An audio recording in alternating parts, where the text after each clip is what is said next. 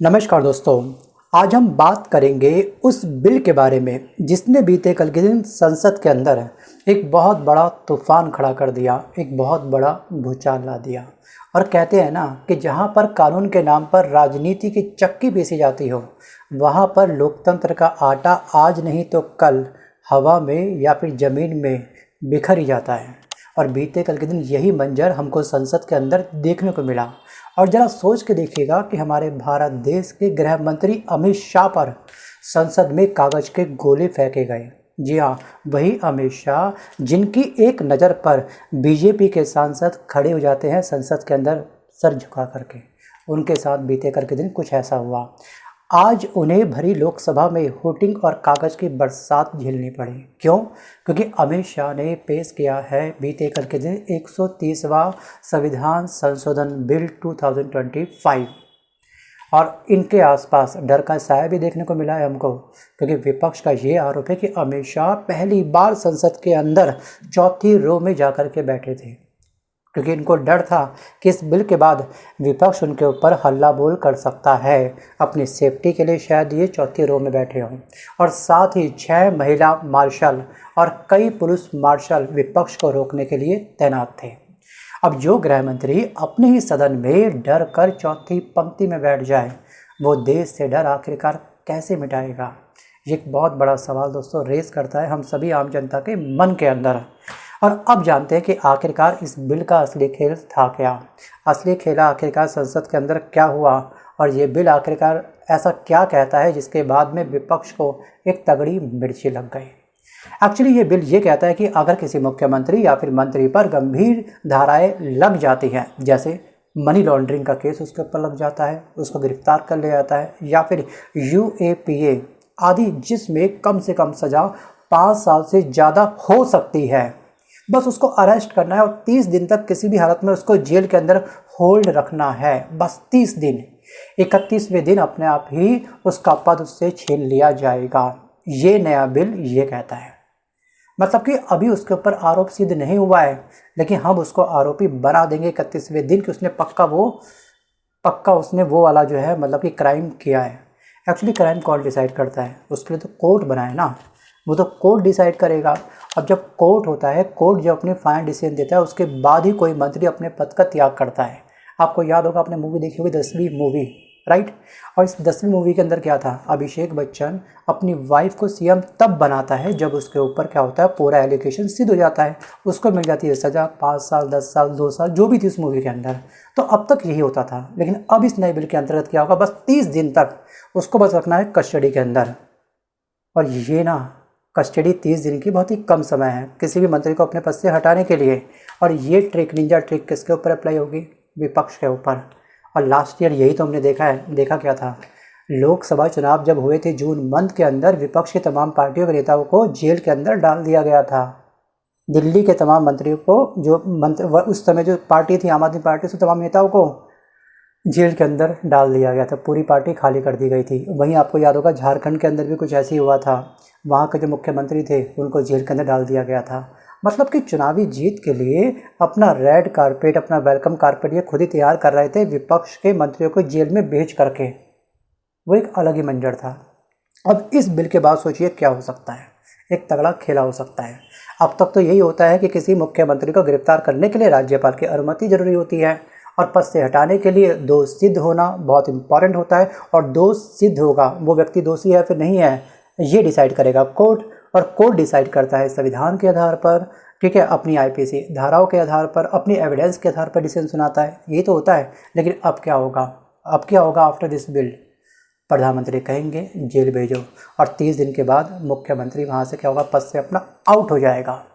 अभी तक संविधान ये कहता था कि दोषी ठहराए जाने पर ही पद से उस व्यक्ति को हटाया जा सकता है, उस मंत्री को हटाया जा सकता है। लेकिन नए बिल में क्या प्रावधान है कि राष्ट्रपति पीएम से लेगा सलाह, उसकी सलाह पर 31वें दिन पद खाली घोषित कर दिया जाएगा राष्ट्रपति के द्वारा कि आप आउट हो गए, निकल जाओ। अब एक नया नेता इस पद पर आने वाला है। यानी कि बस आरोप लगाओ, 30 दिन के लिए जेल में किसी भी हालत में उस मंत्री को होल्ड करके रखो, बस उसकी कुर्सी खाली। आप सोचिए कितना बड़ा खेला होगा। अगर कुर्सी जनता देती है और कुर्सी जेल छीन लेती है अब, तो फिर जनता की जगह दोस्तों जेलर ही लोकतंत्र का मालिक हो जाएगा। वैसे ना जनता इतनी बड़ी पागल है नहीं, सच कहूँ तो जनता में बहुत बड़ी ताकत है। आपको याद होगा लोकसभा चुनाव के अंदर अब की बार 400 पार, जनता ने बोला अब की बार रहने दे यार, रहने दे सरकार, हम तो ये वोट नहीं देंगे। अयोध्या में जहाँ पर हम राम को लेके आए थे हम उसको लेके आएंगे। अब कोई राम को लाने वाला आखिरकार है कौन? वो हमें ला रखा है दुनिया में, हम उसको लाने की बात कर रहे हैं। चलिए कोई बात नहीं। क्या हुआ अयोध्या से? कितनी बुरी तरीके से इस समय बीजेपी वहाँ से हारी थी, सपा आई थी। और मैं एक बात आपको साफ बोलता हूँ कि यहाँ पर कोई भी पार्टी दूध की धुली नहीं है, चाहे वो आम आदमी पार्टी हो, सपा हो, कांग्रेस हो, बीजेपी हो। आटे में नमक चलाओ कोई दिक्कत नहीं है, बट नमक में आटा मत चलाओ। और यहाँ पे हर इंसान का, आम जनता का जो परसेप्शन तैयार होता है कि ये पार्टी अच्छी है वो पार्टी गलत है, वो तैयार होता है हमारी नीड के आधार पर, हमारे परसेप्शन के आधार पर। पिछले कई वीडियो में ये बात मैं डिस्कस कर चुका हूँ। बच्चों की नीड होती है कि उनका एग्ज़ाम टाइम पर हो जाए, पेपर लीक ना हो, सेंटर पास पड़े और एग्ज़ाम में उनको बस सही तरीके वाला माउस मिल जाए, तो तरीके से टाइम पर क्लिक कर रहा हो, सही सिस्टम इनको मिल जाए। डिजिटल इंडिया में इस समय बच्चा माउस की भीख मांग रहा है सरकार से कि एग्ज़ाम तरीके से टाइम पर करवा दो, प्लीज़ प्लीज़ प्लीज़, धरने दे रहा है। तो युवा की अभी जो नीड है वो नीड है केवल क्या? अपने एग्ज़ाम की। जो पार्टी इस एग्ज़ाम को लेकर के वादा कर देती है, वादे को पूरा कर देती है, उस मतलब कि युवाओं के लिए वो पार्टी काफ़ी बेस्ट है। किसानों को चाहिए अपना एमएसपी, जो पार्टी एमएसपी से संबंधित कार्य करेगी तो तमाम किसान उस पार्टी को वोट देंगे। उन्हें नहीं मतलब है कि बच्चों का माउस चल रहा है या फिर नहीं चल रहा है, एग्जाम का सेंटर कहाँ पड़ रहा है। और महिलाओं को चाहिए अपनी सिक्योरिटी। आई थिंक ये बातें मैं तमाम डिस्कस कर चुका हूँ पिछले वीडियो में। अननेसेसरी इस वीडियो के लेंथ में इंक्रीज नहीं करना चाहूँगा। आऊँगा वापस दोस्तों टॉपिक की तरफ। भारत के संविधान का संशोधन करने वाले विधेयक को पुनर्स्थापित करने की अनुमति दी जाए। महोदय, मैं प्रस्ताव करता हूं कि जम्मू कश्मीर पुनर्गठन अधिनियम 2019 का संशोधन करने वाले विधेयक को पुनर्स्थापित करने की अनुमति दी जाए। महोदय, मैं प्रस्ताव करता हूं कि संघ राज्य क्षेत्र शासन अधिनियम 1963 का संशोधन करने वाले विधेयक को पुनर्स्थापित करने की मंजूरी दी जाए। फिर तो ये क्या करेंगे, ममता बनर्जी को कल गिरफ्तार कर लेंगे और कहेंगे इस्तीफा दे दो, उसकी सरकार गिर गई। स्टालिन साहब को गिरफ्तार कर लेंगे, कहेंगे इस्तीफा दे दो। पिनराई विजयन साहब को गिरफ्तार कर लेंगे, जहां बीजेपी चुनाव हारेगी वहां के मुख्यमंत्री को गिरफ्तार कर लो, वो इस्तीफा दे देगा, सरकार गिरा देंगे। ये तो जनतंत्र के लिए बेहद खतरनाक बात है। और आज़ादी के बाद से अब तक भारत में 100 से अधिक मुख्यमंत्री बदले गए हैं या फिर मंत्रियों को उनके पद से निकाला गया है। और ये कब निकाले गए? ये तब निकाले गए हैं जब कोर्ट ने अपना डिसीजन सुनाया। अगर हम देखें इस केस में कि क्या एवरेज निकलती है, तो एवरेज निकलती है कि औसतन हर 2 साल में एक मंत्री ने अपने पद का त्याग किया या फिर अपना पद छोड़ा। सिर्फ 1975 का आपातकाल का वो दौर था जब बिना कोर्ट ट्रायल के बड़े पैमाने पर नेताओं को जेल में भेजा गया था। और आपातकाल के समय कौन सी पार्टी थी आपको अच्छे से याद होगा। इसलिए मैंने दोस्तों आपसे कहा है कि कोई भी पार्टी किसी की 100% सगी नहीं है। सब अपने अपने तरीके से अपना अपना खेला खेलते हैं, बट हमको किसी एक पार्टी का तो चुनाव करना है। और वो चुनाव करना है आपको अपनी एक्सपीरियंस के आधार पे, अपने परसेप्शंस के आधार पे, अपने नीड के आधार पर। आप जिसको वोट देना चाहिए दे दीजिए, कोई दिक्कत नहीं है। लेकिन उससे पहले आपको अपने एक्सपीरियंस का इस्तेमाल करना है, ना कि किसी के बहकावे में आ जाना है चंद पैसों के चक्कर में। क्योंकि पैसों का खेला भी ना इलेक्शन से पहले बड़े पैमाने पर भारत के अंदर खेला जाता है, ये भी आपको अच्छे से पता होगा। और वर्तमान समय में इस समय ना हमारे भारत देश में 15 गैर भाजपा शासित राज्य हैं। और विपक्ष का ये कहना है कि मोदी शाह का असली निशाना यही राज्य है जहाँ पर इनकी सरकार नहीं है। जहाँ पे इनकी सरकार नहीं है वहाँ के नेताओं को सीधे गिरफ्तार कर लिया जाएगा। इस बिल के माध्यम से हल्का सा एलिगेशन लगाया, बस कुछ समय के लिए उनको जेल का टूर करवा दिया, 30 दिन तक उनको होल्ड करा, जेल के अंदर डाल कर रखा, उसके बाद उसका पत्ता में छीन लेंगे। ये नया बिल अपना बाय डिफ़ॉल्ट उसके ऊपर अप्लाई हो जाएगा। ये चल रहा है खेला। Think about it. क्या सच में ये लोकतंत्र में हम लोग कह सकते हैं कि अमृत काल को आप लोग एंजॉय कर रहे हो? क्या ये अमृत काल में 4 चांद लगा देगा, या फिर हमारे लोकतंत्र का एक बहुत बड़ा गला घोटने वाला है? आपको क्या लगता है? तो गाइस, जैसे ही अमित शाह ने ये बिल टेबल पर रखा, विपक्षी सांसदों ने किया कागज़ के द्वारा इनके ऊपर कह सकते हैं एक बहुत बड़ा हमला, तानाशाही, बिल वापस लो वापस लो वापस लो। संसद के अंदर बीते कल के दिन ये नारे लगने स्टार्ट हो गए। अगर हम देखें अगर हम आंकड़े को थोड़ा ध्यान से देखेंगे, सिर्फ पहले दिन ही 47 बार हंगामा दर्ज हुआ कार्यवाही के अंदर, जो कार्रवाई चल रही थी संसद के अंदर, और स्पीकर को 3 बार माइक बंद करना पड़ा। हल्ला इतना तगड़ा हो चुका था। दोस्तों, कहते हैं कि लोकतंत्र किताबों में अच्छा लगता है, लेकिन ज़मीन पर तो बस कुर्सी बचाने का खेल चलता है हमारे भारत के अंदर।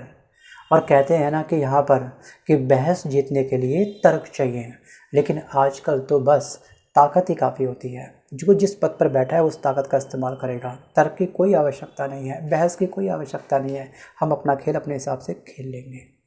अब यहाँ पर जो विपक्ष है, विपक्ष ने तगड़े वार किए, अपने अपने तर्क दिए। अखिलेश यादव ने साफ साफ ये बोला कि ये बिल संविधान विरोधी है, इसे हम किसी भी हालत में स्वीकार नहीं करेंगे। और ये बिल कब लाया गया? ये बिल तब लाया गया जिस समय विपक्ष के सबसे बड़े नेता इस समय वोट अधिकार यात्रा में बिजी हैं। सोचिए, चुनाव आयोग की प्रेस कॉन्फ्रेंस तब होती है जिस समय वोट अधिकार यात्रा चल रही है। आईजी ज्ञानेश कुमार अपनी टीका टिप्पणी कर गए कि सीसीटीवी फुटेज भेजना, दिखाना क्या अच्छी बात है, अपनी माँ बहनों के वीडियो। अरे भैया, वो वोट डालने के वीडियो है, ना कि उनके प्राइवेट मोमेंट के वीडियो हम लोग मांग रहे हैं आपसे। इनका अलग ही बेतुका बयान था। और यहाँ पर दूसरी जो विपक्ष के एक नेता और हैं, उनका नाम है असदुद्दीन ओवैसी। ये भी बुरी तरीके से गरजे। इन्होंने साफ साफ ये बोला है कि आप देश को पुलिस स्टेट में बदलना चाहते हैं। वहीं पर प्रियंका गांधी ने साफ साफ ये बोला है कि कल को किसी भी सीएम पर झूठा केस डालो, 30 दिन जेल भेजो और उसकी सरकार गिरा दो। ये साफ साफ तानाशाही है। सोचिए, क्या विपक्ष सही कह रहा है या विपक्ष को सच में इस बिल से मिर्ची लग रही है? कुछ लोगों का ये भी मानना होगा कि यार ये बिल सही तो है, गलत क्या है। अरे, किसी को भी कस्टडी में डालना 30 दिन के लिए बहुत ईजी काम है, ठीक है। ये कह सकते हैं कि तो दाएं हाथ का खेल है, चुटकी बजाते ही सीधे किसी भी मंत्री को अंदर डाला जा सकता है। और विपक्ष के नेताओं के साथ में पिछले साल क्या खेला हुआ है वो आपको अच्छे से मैंने भी डिस्कस कर दिया। चलिए, इस अरेस्ट के रिपोर्ट कार्ड को थोड़ा सा और अच्छे से हम लोग मंथन कर लेते हैं।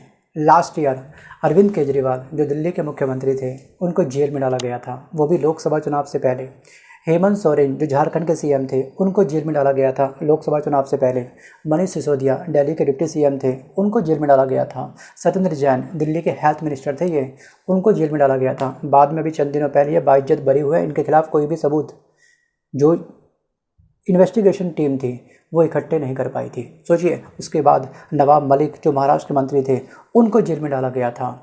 पार्थ चटर्जी वेस्ट बंगाल के क्या थे, ये थे शिक्षा मंत्री, ये जेल में डाले गए थे। आलमगीर आलम झारखंड के ग्रामीण मंत्री थे, इनको जेल में डाला गया था। और सबसे बड़ी ताज्जुब की बात यह है कि सत्येंद्र जैन, जी हाँ, 2022 में मनी लॉन्ड्रिंग के आरोप में गिरफ्तार इनको किया गया था। ये दिल्ली के पूर्व स्वास्थ्य मंत्री थे और लगभग 22 महीने, लगभग 660 दिन ये जेल में रहे थे। सोचिए, 660 दिन कोई कम समय नहीं होता है। जिस समय इनको अरेस्ट किया गया था उस समय इनकी हेल्थ क्या थी, और जब ये जेल से बाहर आए ये केवल बचे थे हड्डी का ढांचा, इतने कमज़ोर हो गए थे। और इस दौरान उन्होंने 9 बार कोर्ट में जमानत के लिए अपील की थी, लेकिन हर बार ईडी का विरोध आड़े आ गया था। इनकी जमानत की जो अपील थी वो खारिज कर दी गई थी कोर्ट के द्वारा। सोचिए कितना बड़ा खेला खेला जा रहा है।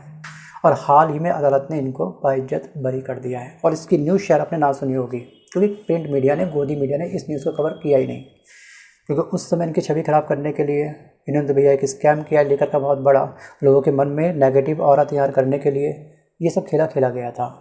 सोचिए, पूरी पार्टी आपने खाली कर दी, मतलब कि जीत का कारपेट आपने तैयार करा खुद ही अपने हाथों से, और आप लोग खास नहीं जीत पाए। अब की बार 400 पार आपकी सरकार बनी है मेजॉरिटी में, आपने विपक्ष का साथ लिया, उसके बाद आपकी सरकार तैयार हुई है।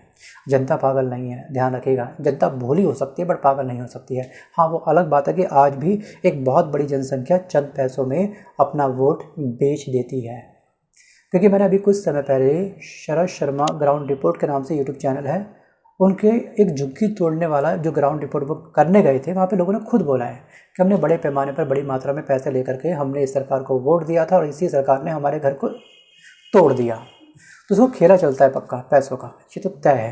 लेकिन मैं वही बोल रहा हूँ कि आपको अपने एक्सपीरियंस के आधार पर अपना वोट देना है कि क्या आपके नीड है, बस। ना आपको मेरे कहने पे जाना है, ना किसी पैसे के बहकावे में आना है, ना किसी आला कमान किसी आपके किसी फैमिली के मेंबर ने बोल दिया, बस उसने ब्रेन वॉश कर दिया, उसके कहने पर आपने वोट दे दिया। नहीं, अगर आप 18 साल से ऊपर, तो आपका ये वोट सबसे बड़ा हथियार है, आपके भविष्य की चाबी है। अब इस भविष्य की चाबी आप किस व्यक्ति के हाथ में देना चाहते हो, वो फैसला आपका है। चलिए आता हूँ फिलहाल वापस टॉपिक की तरफ। अब कहते हैं कि कानून का डंडा विपक्ष पर चले और सत्ता पर पड़े फूल, यही नया क्या सच में लोकतंत्र है? नहीं, बिल्कुल नहीं है। सरकार बदलने में समय नहीं लगता है, ये भी हमको ध्यान रखना है। और इनके इस बिल लाने का जो अमित शाह ने बीते कल दिन जो जी बिल लाया है, इसके देखिए टाइमिंग कितनी खतरनाक है। अभी बिहार में तेजस्वी यादव, राहुल गांधी मोदी जी के खिलाफ अभियान यात्रा चला रहे हैं, वोट अधिकार यात्रा चला रहे हैं, वोट की चोरी की मुहिम चला रहे हैं। अगर चुनाव के बाद तेजस्वी यादव सीएम बन जाते हैं, चलिए एज्यूम कर लीजिएगा, कुछ लोग बोलेंगे अरे कहाँ बनेंगे सीएम, वो मान लेते हैं चलिए वो बन गए, क्योंकि मेहनत तो दोनों बंदे कर रहे हैं, ठीक है। बट इसका अर्थ ये नहीं कि यहाँ पर इनके पूर्वजों ने जो भी किया उसका खामियाजा आने वाली जनरेशन भुगते।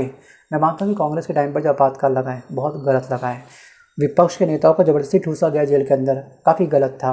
बट इसका अर्थ ये नहीं कि राहुल गांधी, प्रियंका गांधी या फिर आने वाली जनरेशन कुछ नहीं करेगी देश के लिए। आटे में नमक चलाओ, नमक में आटा मत चलाओ, ध्यान रखिएगा। अब क्या होगा क्या नहीं होगा, कौन सी पार्टी बनेगी, वो चलेगा पता आने वाले समय में। लेकिन एक बात तो तय है कि वर्तमान की सरकार से बिहार की जनता काफ़ी नाखुश है, नाराज़ है, क्योंकि वहाँ पे रोज़गार निर्बड़ा सन्नाटा है। एजुकेशन का तो खैर वहाँ पे क्या नहीं किया, सोचिए बहुत ही बुरा हाल है इस समय बिहार का।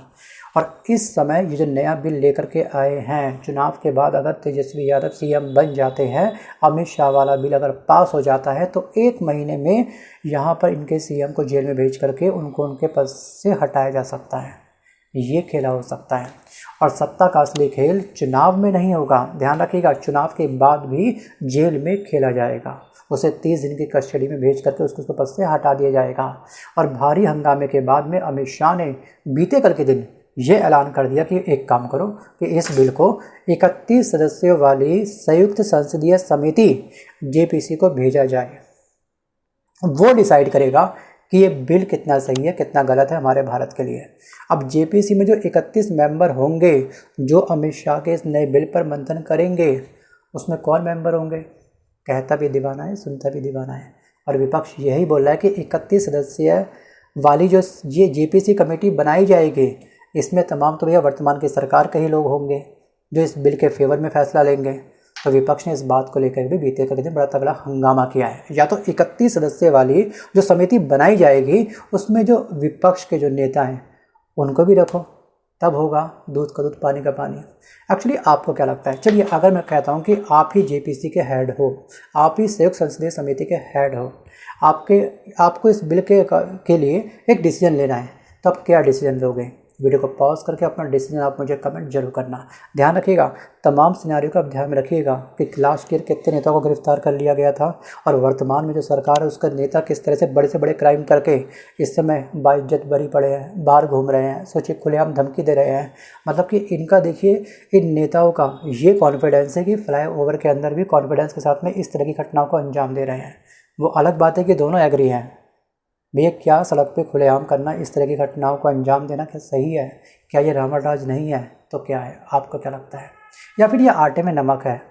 क्या आपकी सोच भी इतनी ऊंची है? कुछ लोग हमारे भारत में हर तरह के विचार के लोग हैं और मेरा विचार हर जैसे लोगों के पास में पहुंचेगा। ये वीडियो पूरे पैन इंडिया तक पहुंचेगा।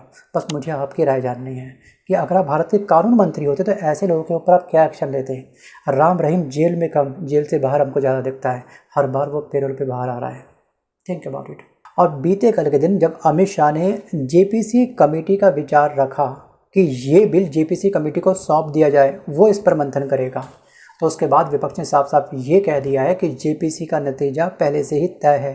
जो वर्तमान की सरकार चाहती, जो बीजेपी चाहती है, वही तो ये जेपीसी कमेटी अपना डिसीजन सुनाएगी। इतना पक्का दावा करा विपक्ष ने बीते कल के दिन संसद के अंदर। और वैसे भी कहते हैं कि जब जज ही खिलाड़ी बन जाए तो खेल का नतीजा पहले से ही लिखा होता है। तो दोस्तों ये सिर्फ एक बिल नहीं है, ये लोकतंत्र के गले में फंदा डालने की कोशिश है। अब सवाल मेरा आपसे है, क्या आप मानते हैं कि 30 दिन जेल इक्वल टू में मुख्यमंत्री आउट वाला कानून बिल्कुल सही है या फिर गलत है, या ये देश को तानाशाही की ओर ले जाएगा? आपको क्या लगता है? कमेंट बॉक्स इस वीडियो पे बिल्कुल ओपन है, बिंदास अपनी राय आप मुझे कमेंट जरूर करिएगा कि आपको क्या लगता है। क्या इस बिल के बाद में अमृतकाल में 4 चांद लग जाएंगे या फिर लोकतंत्र खतरे में आ सकता है? Think about it. So guys आज के इस वीडियो में बस इतना ही, मिलता हूँ जल्द अपने वीडियो के साथ, तब तक के लिए धन्यवाद। आज देखिए अमित शाह जी देश के होम मिनिस्टर कैसा डर गए। पहले तो वो अंदर हमारे लिए 6 महिला मार्शल और पता नहीं कितने मार्शल्स भेजे ऑपोजिशन के लिए, फिर डर के मारे बुजदिल का जैसा 4th रो में जाके बैठे। जो एक होम मिनिस्टर, देश का होम मिनिस्टर अपने सीट में बैठ के 1st रो में एक कॉन्स्टिट्यूशनल अमेंडमेंट लाने के लिए डरता है, वो हमारे डर से, विपक्ष के डर से 4था रो में जाके बैठ के वो कॉन्स्टिट्यूशनल अमेंडमेंट ला रहे हैं। उसका क्या मॉरल अथॉरिटी है ये कॉन्स्टिट्यूशनल अमेंडमेंट लाने।